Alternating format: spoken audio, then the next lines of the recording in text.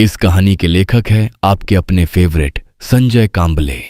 एक एंकर अपनी news room में चिल्ला चिल्ला कर लोगों को एक जानकारी दे रही थी। लोगों को भी सचेत रहना चाहिए। अगर सच्चाई सामने नहीं आती तो किसी बेगुनाह को जिंदगी भर सलाखों के पीछे सड़ते रहना पड़ता, और इसका जवाब कौन देता। उन पर झूठा आरोप लगाने वाली उस पागल लड़की की दिमागी हालत को देखते हुए अदालत ने उसे मेंटल असाइलम भेजकर अच्छा ट्रीटमेंट देने का फैसला सुनाया है और अस्पताल को ये चेतावनी दी है कि इस लड़की से ज्यादा दूरी बनाए रखें, क्योंकि वो काफी खतरनाक बीमारी से ग्रसित है जो किसी की जान लेने के लिए जरा भी नहीं हिचकिचाएगी।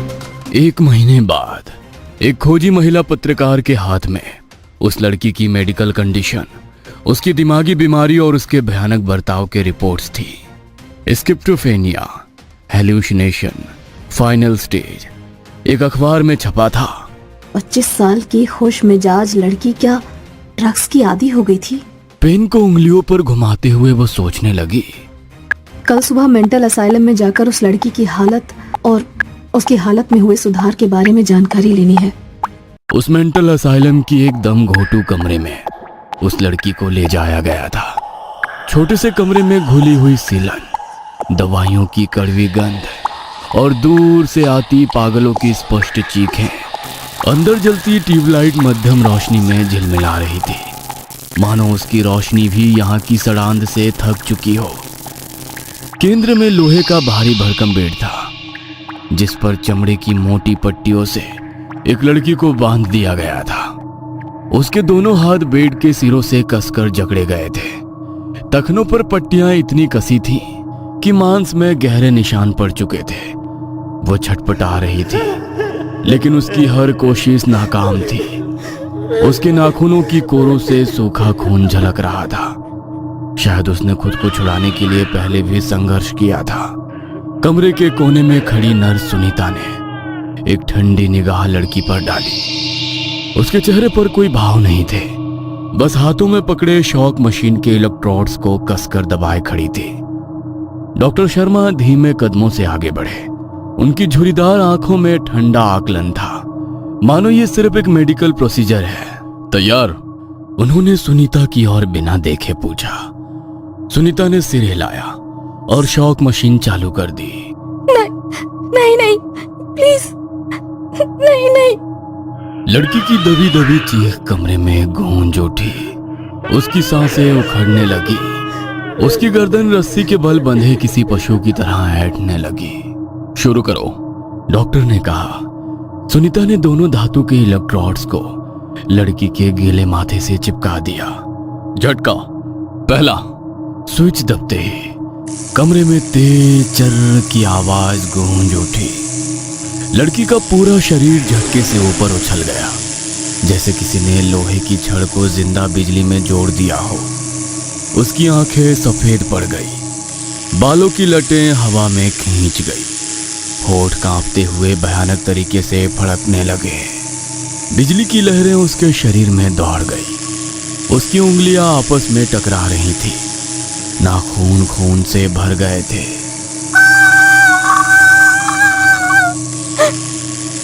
एक दहला देने वाली चीख पूरे कमरे में गूंज उठी। उसकी पीठ झटके से इतनी ऊंची उठी कि कंधों के नीचे की पट्टियां चरमराने लगीं।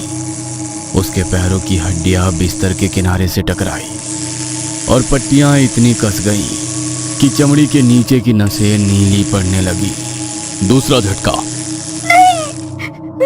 लड़की की मुड़ी हुई गर्दन के नीचे से लार की पतली धार बाहर बह निकली, परंतु डॉक्टर ने सुनीता की झिझक को अनदेखा कर दिया। स्विच ऑन करो। इस बार झटका और भी घातक था।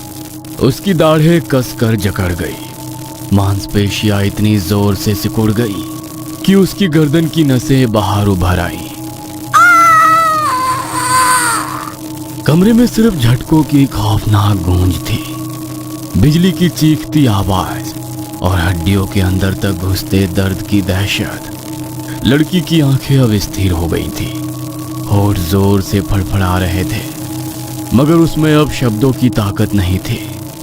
फर्श पर उसकी नाक से टपकता लाल खून। बस बंद करिए, सुनीता ने हकलाते हुए कहा। एक और। डॉक्टर का आदेश आया। लेकिन स्विच ऑन करो। लड़की के शरीर ने एक आखिरी असंभव सा झटका लिया। उसकी पीठ पूरी तरह ऊपर उठ गई। उसकी गर्दन अजीब से कोण पर झुक गई। उसकी आंखें सफेद हो चुकी थी, चेहरा पीला पड़ गया था। लेकिन तभी उसकी खुली आंखों में हलचल हुई। वो हंस रही थी, धीमे ठंडी सिहरन भरी हंसी। सुनीता ने कांपते हुए पीछे देखा। लड़की की टूटी फूटी आवाज में गूंजता ठहाका किसी अनदेखी ताकत का संकेत था। डॉक्टर शर्मा की आंखें सिकुड़ गई। लड़की की पुतलियां धीमे धीमे ऊपर उठी और फिर कमरे की सारी बत्तियां झपक कर बंद हो गईं। सुनीता की सांसें थम गई। डॉक्टर शर्मा ने कदम पीछे खींचा, लेकिन तभी लड़की का शरीर फिर से झटके से हिला, मगर इस बार किसी बिजली के कारण नहीं। उसकी पीली आंखें चमक उठी और इसका चेहरा भाव शून्य हो गया। कमरे में अब सिर्फ एक डरावनी भयानक खामोशी थी। उसे देखकर डॉक्टर शर्मा ने कहा, इसे अपने कमरे में ले जाओ और दरवाजा अच्छे से बंद करो, ये काफी खतरनाक है। डॉक्टर शर्मा गाड़ी से अपने घर के लिए निकले। बाहर काफी तेज बारिश हो रही थी। अस्पताल की लंबी ठंडी गलियों में स्ट्रेचर की पहियों की चरमराहट की आवाजें आ रही थी। सुनीता और 2 वार्ड बॉय उस लड़की को उसके कमरे में वापस ले जा रहे थे। उसकी पतली सूखी काया अब भी हल्के झटकों से कांप रही थी। बाहर घनघोर बारिश हो रही थी। अस्पताल की पुरानी जंग लगी खिड़कियों से पानी की धारें अंदर तक आ रही थी। बिजली की कड़कड़ाहट से पूरी इमारत थर्रा रही थी और हर चमकदार बिजली की गूंज पर कुछ मरीज अपने बिस्तरों में सिहर जाते। कुछ सोते रहते तो कुछ बड़बड़ाने लगते। आ रहे हैं, हमें लेने आ रहे हैं। हाँ। सुनीता ने कोई प्रतिक्रिया नहीं दी। वह बस जल्दी से काम खत्म करके यहाँ से निकल जाना चाहती थी। वे स्ट्रेचर को एक संकरी गली से ले जाते हुए कमरे नंबर 313 के सामने रोके। लोहे का पुराना दरवाजा जंग खा चुका था और उस पर पहले से लगे गहरे नाखूनों के निशान अब और भी भयावह लग रहे थे। वार्ड बॉय ने दरवाजा खोला और सुनीता ने लड़की के निश्चल देह को बेड पर रखा। उसकी आंखें खुली थी, मगर उसमें कोई जीवन नहीं दिख रहा था। वह सीधे छत को घूर रही थी, जैसे कुछ देख रही हो। अरे, ये फिर हंस रही है। सुनीता ने पलटकर देखा। लड़की के सूखे फटे होठों पर एक हल्की अजीब सी मुस्कान थी। चुप हो जा, ज्यादा मत सोच।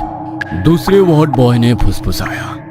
जल्दी से उन्होंने उसके हाथों और पैरों की पट्टियां खोल दी, लेकिन सिर को पकड़ने वाली पट्टी अभी भी बंधी थी। अब चलो, सुनीता ने ठंडे स्वर में कहा। वे सभी कमरे से बाहर निकले।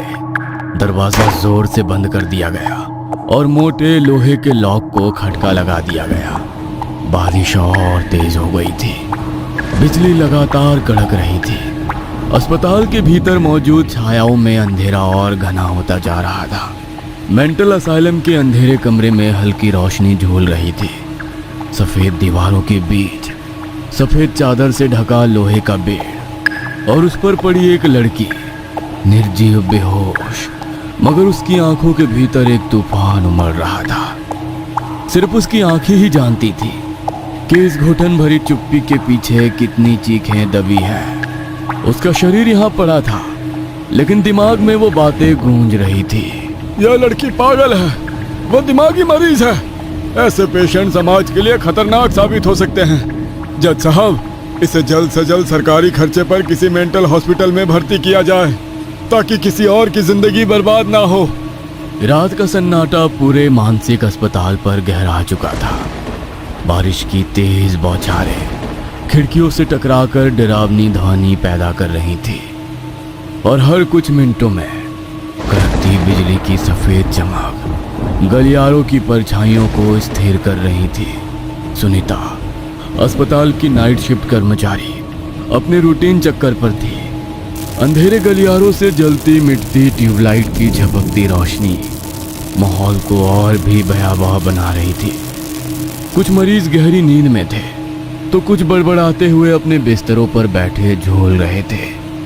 दूर किसी कोने में एक बूढ़ी महिला धीमी आवाज में कुछ मंत्र बुदबुदा रही थी, जैसे किसी अदृश्य शक्ति से संवाद कर रही हो। सुनीता के कदम धीरे धीरे वार्ड के अंतिम छोर पर स्थित कमरा नंबर 313 के करीब पहुंचे। उसके भीतर अजीब सी घबराहट थी, मगर उसने खुद को संयंत्र रखा। दरवाजे के ऊपर बने छोटे होल से भीतर झांकते ही उसका कलेजा कांप गया। बेड पर वही लड़की पड़ी थी जिसका कुछ घंटों पहले ही शॉक ट्रीटमेंट हुआ था, लेकिन उसकी आंखें अभी भी खुली थी, सीधे छत की ओर टकटकी लगाए। कोई पलक झपकना नहीं, कोई हलचल नहीं, कोई सांस नहीं। सुनीता का गला सूखने लगा। उसने खुद को तसल्ली देने के लिए एक गहरी सांस ली और सोचने लगी, शायद ये सिर्फ संयोग हो, शायद वो सोते हुए भी आंखें खुली रखती हो, जैसा कि कई मानसिक रोगियों के साथ होता है। लेकिन फिर भी कुछ अजीब था। कमरे के भीतर घोप अंधेरा था। रोशनी बस बाहर गलियारे की हल्की ट्यूबलाइट से छनकर आ रही थी, जिससे लड़की का चेहरा और भी सफेद और भयावह लग रहा था। सुनीता ने हिम्मत जुटाकर दरवाजे का लॉक खोला और धीरे धीरे अंदर कदम रखा। कमरे में घुसते ही एक अजीब सी ठंडक महसूस हुई।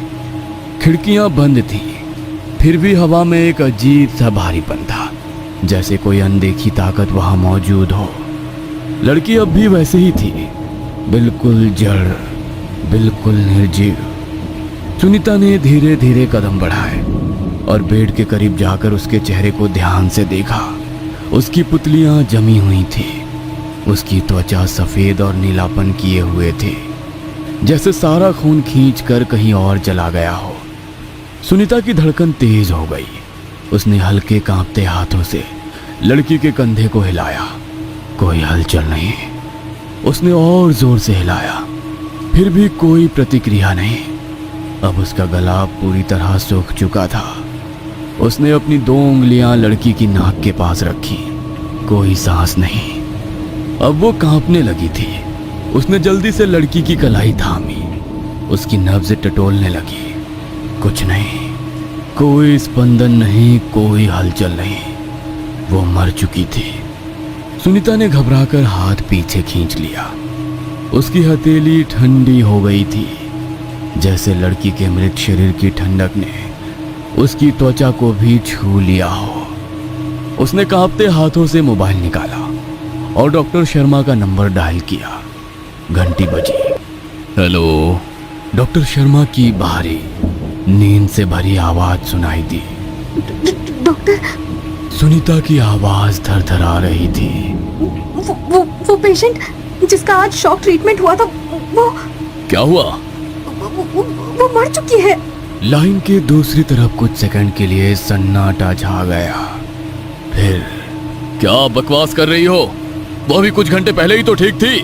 नहीं सर, उसकी सांसें बंद हो चुकी हैं, शरीर ठंडा पड़ चुका है। ठीक है, मैं आ रहा हूँ, कहते हुए डॉक्टर ने फोन रख दिया। सुनीता ने फोन कट करके पीछे मुड़कर बेड की ओर देखा। लड़की अब भी उसी अवस्था में थी, लेकिन अब कुछ बदल चुका था। उसकी आंखें अब छत की बजाय सीधे सुनीता की ओर देख रही थी। और ये देख, फोन सुनीता के हाथ से नीचे गिर पड़ा।